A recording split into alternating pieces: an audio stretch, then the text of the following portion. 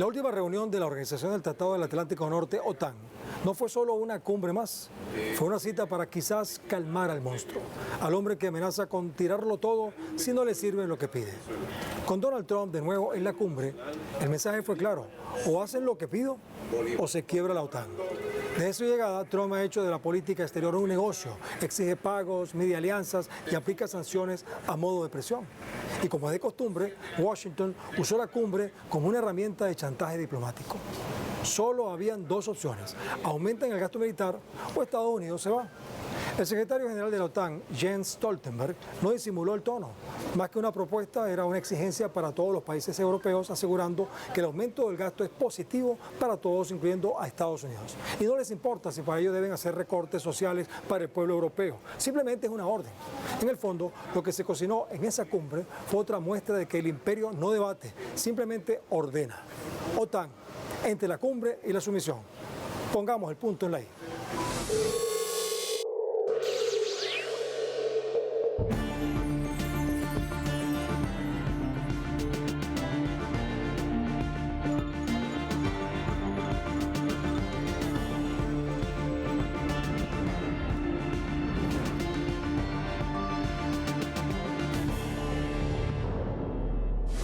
La cumbre de la Organización del Tratado del Atlántico Norte en La Haya, lejos de ser un encuentro meramente estratégico para abordar lo que para este bloque califica como amenazas globales actuales, se transformó en un escenario eminentemente político, con el principal protagonismo del presidente de Estados Unidos, Donald Trump. Desde su regreso, Trump no ha dudado en utilizar la OTAN como una plataforma de presión para exigir a los aliados europeos un mayor compromiso financiero. Su mantra ha sido claro: más gasto o abandono.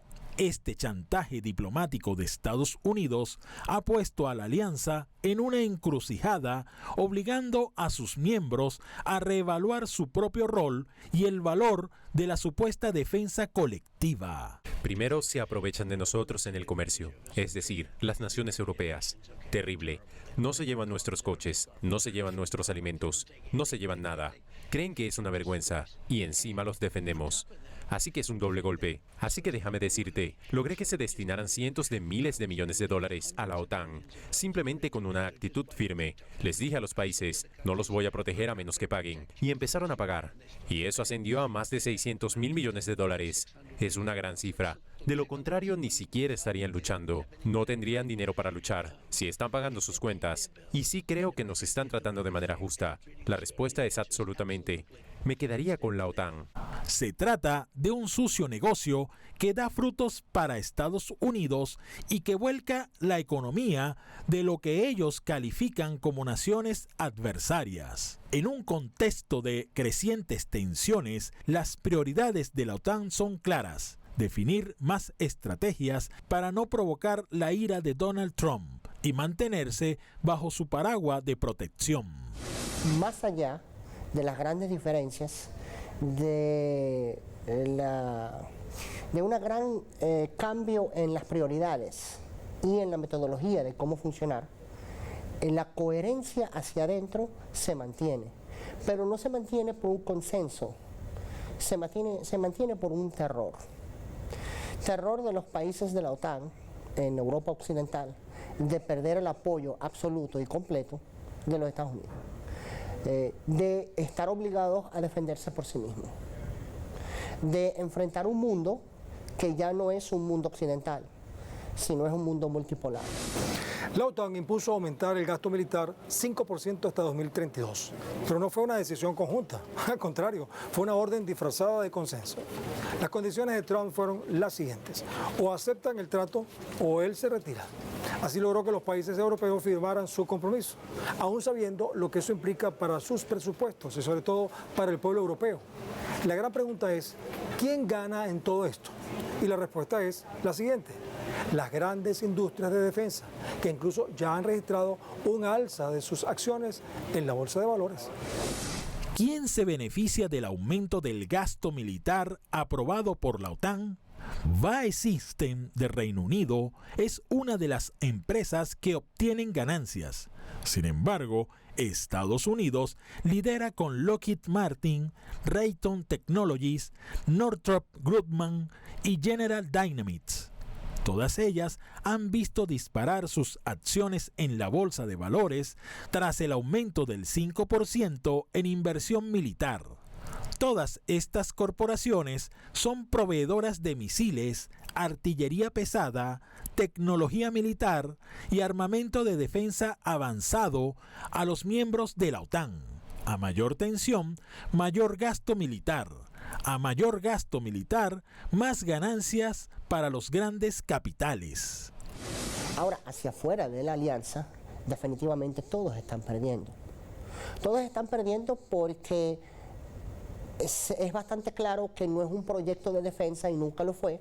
Ahorita es simplemente un mecanismo expansionista, pero que es altamente jerárquico, a donde los Estados Unidos es la que paga el mínimo precio del impacto de la guerra.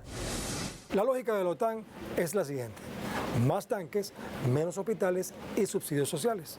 En Europa, este aumento del gasto militar llega mientras muchos países se ven presionados a recortar en educación, salud y programas sociales. España, por ejemplo, destinará 2% del Producto Interno Bruto a defensa, algo que no ocurría desde hace décadas. Pero al mismo tiempo enfrenta huelgas en el sistema sanitario y demandas salariales de los profesores. Los sindicatos aseguran que los problemas de Europa no se resuelven con armas, pero la OTAN solo apunta a ellas.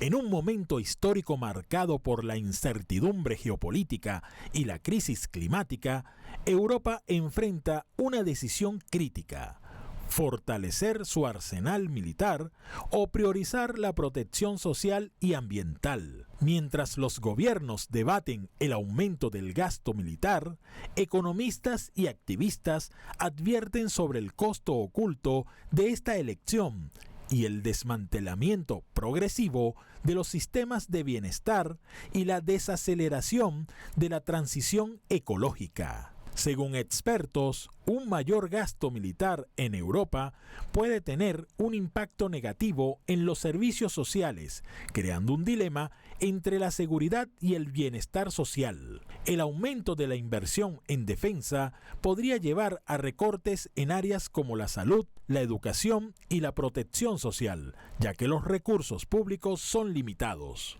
Un claro ejemplo de ello es Alemania, que mientras anuncia inversiones récord en defensa, sus sistemas de salud y pensiones muestran signos de tensión, justo cuando en Francia el aumento del presupuesto militar contrasta con protestas ciudadanas que exigen más recursos para sus servicios públicos. El señor Trump está reclamando porque no están pagando 5% de sus PIB y todo eso, pero ¿cuánto está pagando Alemania por la guerra contra Rusia? La economía de Alemania está devastada. Se le hizo un proceso de desindustrialización tan severo que los últimos que han sufrido eso son los países que han caído bajo el colonialismo europeo en el siglo XIX. Ha sido devastador el efecto. Claro, él no está calculando ese catástrofe económico, el señor Trump. Por eso es que él dice que nadie, el único que está pagando es su país. En el caso de España, la autoridad fiscal ha advertido que este aumento tendrá un impacto real e inequívoco en las finanzas públicas. De hecho, Madrid ha enfrentado huelgas multitudinarias donde la población española advierte que el aumento podría significar una reducción en los presupuestos destinados a programas sociales y recortes encubiertos. Además, se podría reducir la inversión en áreas como la educación, la investigación y el desarrollo, que son cruciales para el crecimiento económico y social a largo plazo.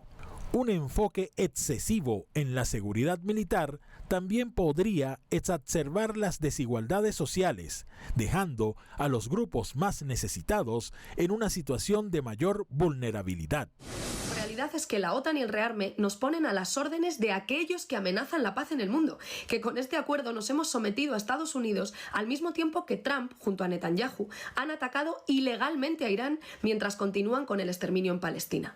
La verdad es que España se ha comprometido con los objetivos de la OTAN igual que el resto de países, que Sánchez ha comprometido el 5% de nuestro presupuesto en gasto militar igual que el resto y que van a tener que hacer recortes sociales en pensiones, sanidad, educación o políticas feministas para pagar esas armas. Si hubiéramos aceptado lo que se había propuesto, España tendría que destinar de aquí al año 2035 más de 300.000 millones de euros.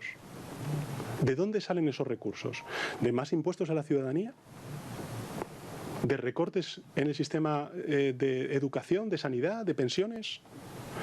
Cuando yo escucho al jefe de la oposición y a la oposición criticar la postura que ha tenido el gobierno de España, me queda claro que si hoy hubiera otro presidente del gobierno, aquí, hoy España habría firmado el 5% del Producto Interior Bruto en defensa. Y eso sería un absoluto error para España. Les vamos a hacer pagar el doble. Y hablo en serio. Vamos a obligar a España. Me gusta España. Conozco a tanta gente de España. Es un lugar estupendo y son gente estupenda. Pero España es el único país de todos los países de la OTAN que se niega a pagar. Así que quieren un poco de oportunismo, pero tendrán que devolvernos el dinero a través del comercio, porque no voy a permitirlo, es injusto. Sáquennos de la OTAN, que es una organización criminal, terrorista. Dejen de utilizar las bases norteamericanas en España. Por mucho que le moleste a la derecha y se enfadara mucho ayer, hay que decir alto y claro, señora Montero, fuck Trump y fuck OTAN. Porque ustedes, siguiendo las órdenes del señor Trump, lo que están haciendo, señora Montero, es ponernos en peligro. Respaldar sin fisuras los objetivos de la OTAN el mismo día que los Estados Unidos de América lanzan un ataque ilegal contra Irán es poner a nuestro país en peligro.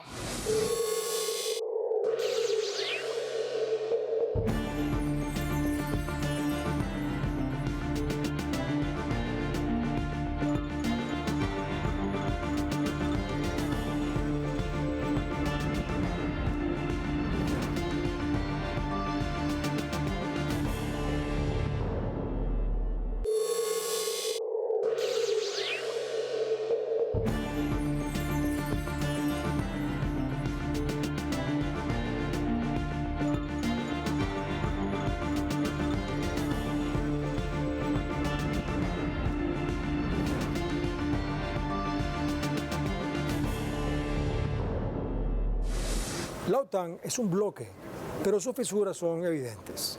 Bélgica, España e Italia cuestionan el servilismo de la organización ante Washington, pero su propósito de la alianza parece ser claro. Uno que los une, y es contener a Rusia, que para ellos es su gran enemigo. Está fuera de nuestro alcance, o necesitaremos un choque sistémico en nuestros ingresos, nuestros gastos y nuestra deuda, que ya están al máximo. Maxime Prévost, ministro belga de Exteriores.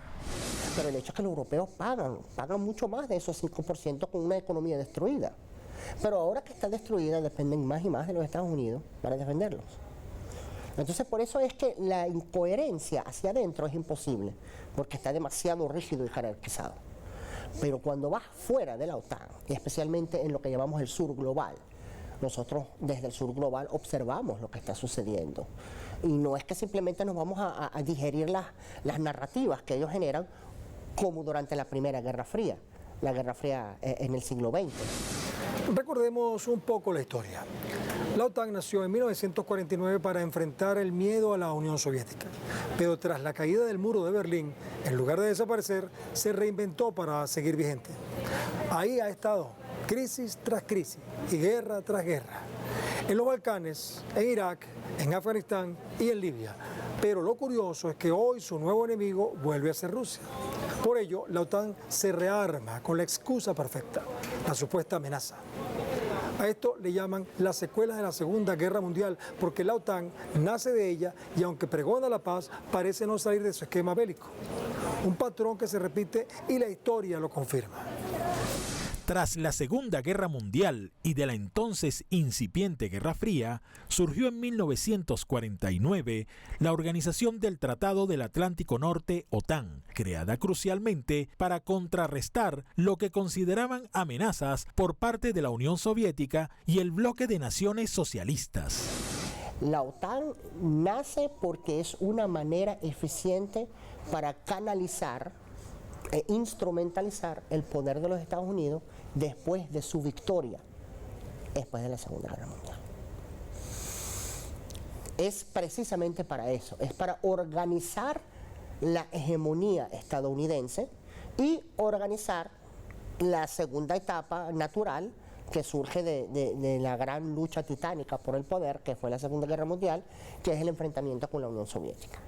No es una respuesta a una amenaza, es una manera para organizar la hegemonía que viene, que es la hegemonía de los Estados Unidos, que no se logró después de la Primera Guerra Mundial. Sus orígenes con el Tratado de Dunkerque en 1947 entre el Reino Unido y Francia contra posibles agresiones de la Alemania nazi y luego el Tratado de Bruselas en 1948 que además promovía la cooperación política, económica y cultural entre los países firmantes, mostraban la necesidad de blindarse ante posibles amenazas. La OTAN, en esencia, se creó para que un supuesto ataque contra uno fuera considerado un ataque contra todos, tal como lo establece su crucial artículo 5. Rusia es un problema para la OTAN, pero no porque Rusia quiere tragarse a toda la Europa occidental, como lo han dicho desde 1948, sino simplemente porque los Estados Unidos quiere seguir dominando. Y ahora hay países que no lo van a permitir. El más importante que no lo va a permitir no es Rusia.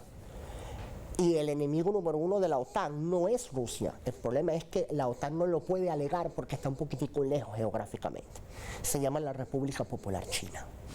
Una promesa de defensa colectiva hoy se convierte en una alianza que parece estar bajo conflictos permanentes. Las exigencias de aumentar el gasto militar, incluso hasta el 5% del PIB de los países miembros, justifica un fortalecimiento armamentístico, mientras Washington suscita guerras en otras partes del mundo, tildándolas de amenaza. Si bien el telón de la Guerra Fría ya no existe, la alianza ha redefinido sus contrincantes. La Federación Rusa vuelve a ser catalogada explícitamente como la principal amenaza existencial. Sin embargo, el panorama actual es mucho más complejo. La OTAN elabora conflictos militares imaginarios que involucra, además de Rusia, a potencias como China e Irán, principales enemigos de la Casa Blanca según su establishment. O sea, el presidente actual de los Estados Unidos no está impulsando a Rusia como una amenaza, por lo menos en los discursos oficiales. En la práctica sí. Eso de tener una buena relación con Moscú, eso es una mera estrategia para ver si pueden finalmente darle una ruptura a lo que es la alianza más problemática para ellos, que es la alianza Beijing-Moscú. Pero la preparación no solo se centra en el ámbito militar, sino que además navega en áreas de desinformación y ciberataques, una sugerencia de que Occidente busca expandirse más allá de las fronteras tradicionales. Mientras la OTAN tiene su foco en las armas, otros países del sur global buscan nuevas formas de cooperación multilateral, como los BRICS, la Organización de Cooperación de Shanghái, el ALBA-TCP, la Organización de Países No Alineados, entre otras alianzas. Comparar los fines y métodos de estos bloques muestra una clara diferencia. Uno busca expandirse con diplomacia y el otro con bases militares. Una cosa es lo que es la OTAN y otra cosa es lo que la OTAN alega hacerlo. De nuevo repito el ejemplo de la OEA. La OEA es un foro para la interacción de los países. No, eso es lo que dice. Lo que es y lo que la historia lo ha demostrado es que es un ámbito para coordinar la hegemonía estadounidense. Lo mismo podemos decir de la OTAN. Si la OTAN la vamos a tomar por una alianza defensiva contra una amenaza, no tiene ninguna razón para existir. Durante la década de 1990, y en vez de disolverse empezó creciendo y creciendo, porque su verdadero propósito es la hegemonía estadounidense.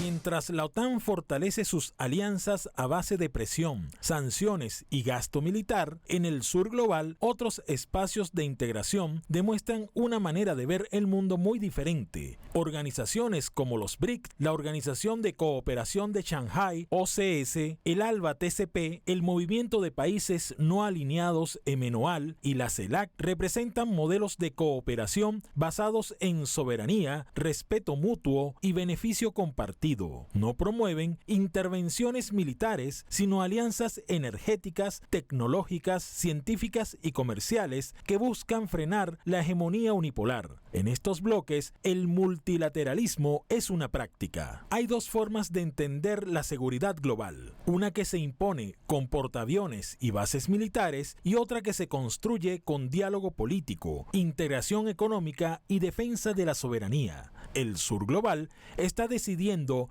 no sumarse al juego de la OTAN, sino a nuevas rutas que apuestan por el equilibrio multipolar. La OTAN asegura que camina hacia el 2032 más fuerte que nunca, pero lo cierto es que cada paso lo hace más dependiente de los intereses de una sola nación, Estados Unidos. El aumento de 5% en el gasto militar no es solo una cifra, es una advertencia. Los países miembros están hipotecando sus presupuestos sociales, su soberanía militar y sus decisiones diplomáticas, a cambio de no quedar fuera del paraguas de protección estadounidense. Y esa protección, como ha quedado demostrado con Donald Trump, tiene precio, condiciones y amenazas. Europa, cada vez más dividida entre su rol de aliado sumiso o su necesidad de autonomía estratégica, se enfrenta a una decisión histórica. Porque no se trata solo de presupuestos, se trata de si la OTAN será en 2032 una organización que represente los intereses de sus 32 miembros o si continuará siendo el brazo armado de una potencia que cambia sus reglas según quien esté en la Casa Blanca. Hoy el verdadero debate no es quién pone más dinero en defensa, sino quién se atreve a defender su propia independencia política dentro del bloque. Porque una alianza que ya no debate, que solo acata, no es alianza, es subordinación. Así pusimos el punto en la I.